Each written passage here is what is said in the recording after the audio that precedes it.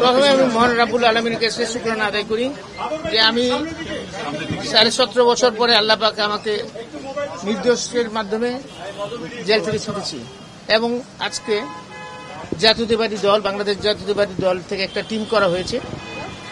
সেই টিমের মধ্যে আমি একজন, আমার সাথে সিনিয়র সেক্রেটারি আছেন কামরুজ্জামান সাহেব,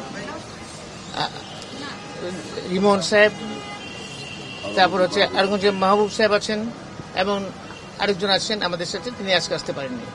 তো যাই হোক, আমাদের আসার উদ্দেশ্য আমাদের কিছু কিছু জিনিস আমাদের ম্যাটার অফ কনসার্ন হয়ে দাঁড়িয়েছে, উদ্বিগ্নের জায়গা, যেগুলো আমরা ওনাদের সাথে অত্যন্ত আন্তরিকতার সাথে অত্যন্ত সৌহার্দ্যপূর্ণ পরিবেশে আলোচনা করেছি।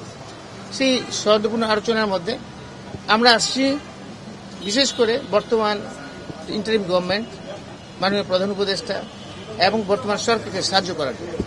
সেই সাহায্য হিসাবে যেগুলো কনসার্ন করে আমরা সেইগুলো আমরা ওনাদেরকে আমাদের ব্যক্ত করছি। উনিও একই জায়গায় একমত পোষণ করছেন।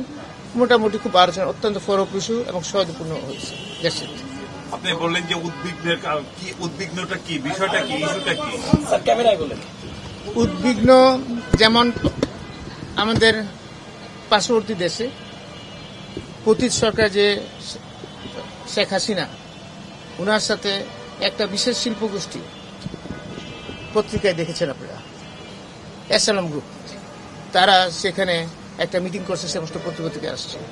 সেটা মিটিংয়ের উদ্দেশ্য ছিল বাংলাদেশের নির্বাচন বানচাল করা, নির্বাচনের বিভিন্ন সহিংস ঘটনা ঘটানো। এটা তো একটা উদ্বিগ্নের জায়গা। সেই ব্যাপারে আমরা আলোচনা করেছি। আরও অনেক কিছু আলোচনা করেছি, যেমন বিভিন্ন অবৈধ অস্ত্র এবং লুট হওয়া অস্ত্র, সেটা যে উদ্ধার হয়নি এখনো, সেটাও আমাদের উদ্বিগ্ন জায়গা।